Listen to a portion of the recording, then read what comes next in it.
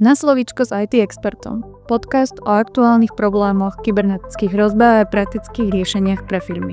S odborníkmi sa pozrieme na to, ako IT môže zjednodušiť váš biznis a zabezpečiť vaše dáta. Bez zložitostí, jasne a priamo k veci. Vítajte pri dnešnom podcaste Na slovíčko s IT expertom.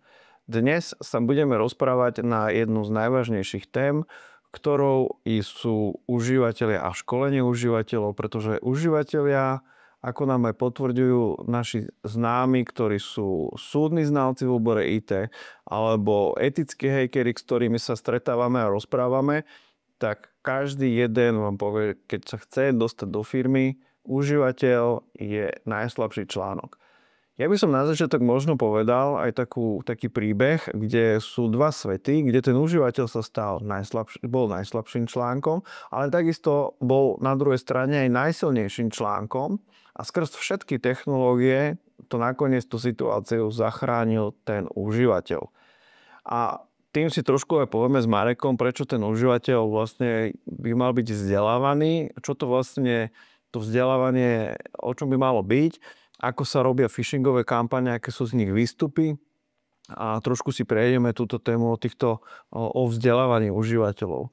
A ako urobiť z najslabšieho článku najsilnejší v podstate. My sme nedávno riešili jeden taký incident, kde vlastne bola firma slovenská, ktorá usporiadáva rôzne konferencie a mala klienta zo Švajčiarska. A tento klient si u neho objednal nejaké služby a pravidelne spolu obchodovali a riešili im tieto veci na Slovensku. Keďže chceli ušetriť a majiteľ chcel ušetriť, žiaľ, všetky tie príbehy začínajú presne týmto, že majiteľ chcel ušetriť peniaze a nakoniec neušetril nič a ešte zaplatil viacej, tak v tomto prípade našťastie k tomu finálu nedošlo. Ale v podstate išlo o to, že si interne zamestnancom nechal vyvinúť registračný formulár na tento event pre tých účastníkov toho svojho klienta. A robil to človek, ktorý není nejaký extra programátor, ale vie programovať nejaké tie weby ako na nejakej úrovni. Tak urobil jednoduchý formulár, kde si každý vyplnil svoje meno, heslo, vyplnil si tam nejaké údaje o sebe, adresu a tak ďalej a došlo mu potom do e-mailu nejaký registračný formulár na ten event. No a keď to vlastne ten zamestnanec na Slovensku riešil, ten web, tak si to skúšal, že či to funguje a sám sa teda registroval ako účastník. Avšak ako to býva, tak málo ľudí používa nejaký password manager alebo nejaký systém na hesla a veľa ľudí má hesla rovnaké do rôznych systémov, lebo človek nie je počítač, aby si všetko zapamätal a mal na každý systém a účet iné heslo, tak použil to isté heslo, ktoré používa všade. A zadal to tam. Čo následovalo? Následovalo to, že tá stránka, ktorú on spravil ako vedel, najlepšie ako vedel, urobil ten best, ktoré on mohol dodať, tak nebola zabezpečená dostatočne. A jedného dňa proste spadla v rámci tých skenov, ktoré na tom internete idú každú sekundu, v podstate na každú firmu, tak našli tú bezpečnostnú dieru, načítal si tú databázu tých užívateľov a on jedine, čo vlastne spravil ten účastník, že vyskúšal ten e-mail, vyskúšal to heslo, ktoré tam bolo zadané a vyskúšal sa s tým istým heslom vlastne prihlásiť do toho e-mailu, ktorý tam mal. Takže žiadny sofistikovaný útok, možno až na to prelomenie, ale aj na to sú nástroje, ktoré sa dajú za pár eur stiahnuť z internetu a každý bežný človek to dokáže vlastne spraviť aj sám a nemusí byť žiadny hacker ani nič. Je to vec, za ktorú pri dneska YouTube videách a podobne spraví za 10, za 15 minút. Načítal si tie heslá a skúšal sa teda prihlásiť. Podarilo sa mu prihlásiť do firemnej e-mailovej schránky toho užívateľa, ktorý tú stránku teda vytváral a ktorý koorganizoval teda v tej firme tie eventy. Bol jeden zo zamestnancov.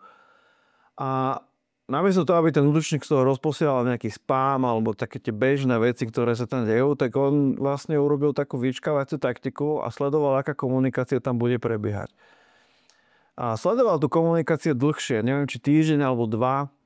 A potom si všimol, že tam chodia faktúry za eventy, ktoré sú v rádovo desiatkách tisíc eur. Tam išlo, myslím, že okolo 30 000 eur, taká nejaká suma. 30 000 eur faktúra za event. No a čo on spravil? On vlastne vstúpil do tej komunikácie, ako odborne sa to nazýva man in the middle útok, v podstate, že sa dá zaradiť do stredu toho procesu tej komunikácie a začal tú komunikáciu ovplyvňovať bez vedomia toho zamestnanca. To znamená, začal on komunikovať s tým jeho klientom a odôvodňoval, prečo musí mu poslať novú faktúru, prečo musí tam byť nový účet, ktorý je zahraničný, nie je slovenský. A dokonca na tej druhej strane vo Švajčiarsku tam bol asi užívateľ, ktorý má už nejaké tie školenia v IT bezpečnosti za sebou. Jemu to bolo veľmi podozrivé, že čo sa tam vlastne deje, prečo zrazu je tam iný účet a tak ďalej. A pýtal sa a dopytoval sa toho naspäť na e-mail. Ten útočník odpovedal pod e-mailom aj pod podpisom toho zamestnanca a útočník mu na to odpovedal a zdôvodňoval, že lebo máme problém s účtom na Slovensku a musíme ho zmeniť, lebo tú transakciu nevieme prijať na Slovensku. A proste vymýšľal si dôvody, aby to znelo čo najviac dôveryhodne, aby ho presvedčil. Ten užívateľ na tej strane švajčiarskej, tak samozrejme mu to nedalo, až vlastne nastalo to, že on si to telefonicky uveril u majiteľa. A vtedy nastal ten zlom toho, kde sa vlastne ten útok bol odhalený. Môžeme si povedať, že technika nezlyhala. Zase zlyhal ľudský faktor, že jednak vlastne používal to isté meno, heslo na viacej účtov. Jednak už majiteľ, vedenie firmy šetrilo na to, že nemalo to dostatočne zabezpečené. Si povedal, že nejaký registračný formulár netreba zabezpečovať a dávať nejaké veľa peniazy za to. Nakoniec to mohlo ohroziť celú reputáciu toho klienta, že by ten švajčiarsky klient už nemal k nemu takú dôveru, ak by došlo k zaplateniu faktúry na cudzí účet, teda došlo by vlastne k strate finančnej, aj reputačnej a už by možno, že už do budúcnosti nemusel dostať žiadny obchod, len vďaka tej chybe, že užívateľ si nedal pozor na tej slovenskej strane. Na druhú stranu celú situáciu zachránil užívateľ na tej švajčiarskej strane, kde v podstate to odhalil a postupoval správne a overoval si tie informácie aj napriek tomu, že to všetko išlo z oficiálnej e-mailovej adresy toho klienta a zachránil vlastne firme 30 000 eur. Áno. Veľakrát nám klienti hovoria, že vlastne keď kúpia to riešenie, vlastne, že sa nič nedieje, že všetko funguje rovnako a že nevidia žiadny wow efekt v tom, že im to neprináša hodnotu, si myslia. Ale práve tá funkčnosť, tá bezpečnosť a práve to, že zabránili x veciam, ktoré sa mohli stať, je tá hodnota, ktorú to do tých firiem prináša. Takže skúsme Marek vlastne povedať, že v oblasti tých školenia, v tej bezpečnosti ľudí, aké nástroje sa dajú použiť, čo sa týka možno nejakého testovania alebo potom aj toho školenia. Nástroje možno sú dva, také primárne. Jedno je pravidelné preškolovanie zamestnancov na povedomie v online priestore a na IT bezpečnosti. Ono je to ako keby taký širší aspekt. Jeden typ útoku môže byť taký jednoduchý, že do mailu príde e-mail, kde je odkaz na buď nejaký zdieľaný súbor alebo pripojí sa k videokonverzácii. Ten odkaz smeruje na škodlivú stránku, ktorá môže napodobňovať inú stránku. Užívateľ tam môže vyplniť údaje, alebo ten odkaz môže smerovať na niečo, čo stiahne vírus do počítača a napadne útočník danú sieť. Tu je dôležité pracovať so zamestnancami, ako si hovoril, ktorí teda sú najslabší článok bezpečnostný. Treba ich pravidelne preškolovať, ako sa vyvarovať takýmto útokom, ako si dávať pozor, ako byť obozretný, ako všetko iba pravidelne neodklikávať, schvaľujem, ale troška sa zastaviť a aj si pozrieť, že či niečo, čo potvrdzujem, je to, čo naozaj chcem potvrdzovať. Čiže jednou z vecí sú školenia zamestnancov. Aj pri nových zamestnancoch by mali byť tieto školenia. Keď nastupuje do firmy, tak by mal dostávať Nejaký onboarding, dostáva, ja neviem, kľúče, kartičku a tak ďalej, tak tomu by malo byť aj zaškolenie ohľadu v pohybe v online priestore. Ako často, Marek, treba takéto školenia opakovať? V princípe raz za rok. Ja si myslím, za mňa raz za rok nejakou pravidelnosťou. Máme teraz aj jeden potom sa ešte dostane k tým ostatným veciam, ale zrovna jeden taký čerstvý prípad, kde tiež došlo k podobnému typu útoku jednej veľkej firme. Tam sa aj zaplatila faktúra, ktorá sa blížila 1 000 000 eur.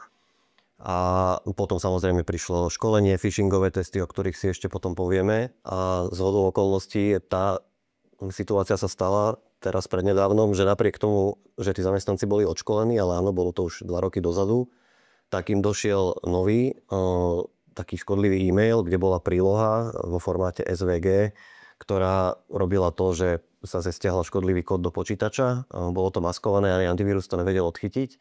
Ale odchytilo to prostredie mailové Office 365, kde mal zákazník e-maily a to prostredie e-mailové s tým spravilo to, že všetkým pracovníkom, ktorým ten mail prišiel, tak im ho dalo do nevyžiadanej pošty, do spamu. Ako to zakategorizovalo, umiestnilo to do spamu. Lenže tí užívateľe napriek tomu, že to dalo do spamu, tak oni povyťahovali zo spamu ten mail a otvorili ešte aj tak napriek tomu tú prílohu. Čiže ono je to také, že odškoliť treba, ale potom znovu si to treba. Ako v tejto firme ja viem, že oni pred nejakým nie dávnym časom mali veľmi vážny incident, ako si povedal, že tam vlastne tej strate škode došlo zhruba do toho 1 000 000 eur, sa to blížilo k tomu 1 000 000 eur. Napriek tomu všetci boli nastavení veľmi akože citlivo k tej IT bezpečnosti po tomto incidente. A napriek tomu hovoríš, že vlastne to vyťahovali tí užívateľia zo spamu. A treba na druhú stranu povedať, že v tej firme robí cez 200 ľudí a sa našli 4 ľudia, ktorí proste to tu spravili. Takže ono to nie je úplne asi také nezvyčajné, že, alebo také okaté, hej, lebo niektorý si môže povedať, že to je veľmi okaté, že to sa mne nemôže stať vo firme, ale neviem, že či môže dať každý ruku do ohňa za 200 ľudí, ktorí sú vo firme, alebo to jedno, môže byť aj 50, ono stačí jeden, keď to niečo také spraví. A hovorili sme o tom, ako k tomu predchádzať, a že tá firma vlastne zaviedla aj po tom útoku nejaké phishingové testovanie. To veľmi málo firiem dneska robí, hlavne tých malých a stredných. Čo je vlastne výstupom z toho phishingového testu? Že ako si to má bežný človek predstaviť? Že čo vlastne dostane? Alebo ako to prebieha? Phishingové testy sú odvodené od slova phishing, čiže rybárčenie po anglicky.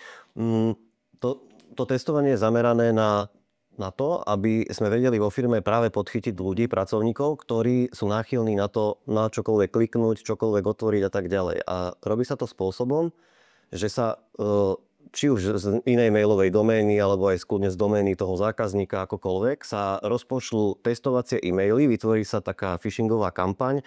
Napríklad poslednú, ktorú sme robili, bola registrácia na Vianočný večierok, kde sa ľudia mali kliknúť, mali tam vyplniť svoje údaje, zaregistrovať sa a mali si teda vybrať, že treba to vždy prispôsobiť na tú povahu, tak tam si vyberali, že aký alkohol teda túvať na tom a to. To bol, aby sme to trošku povedali, tak nebola to firma, kde by furt pili alkohol, áno, ale oni vyrábali alkohol a predávali, bola to jedna z väčších takých firiem známejších, ktorá vlastne vyrába a predáva alkohol. Hej. No a rozpošle sa takýto podvodný e-mail na všetkých pracovníkov. Samozrejme v bezpečnostných nastaveniach sa všetko povolí tak, aby teda dorazil do toho počítača a do tej schránky ten e-mail.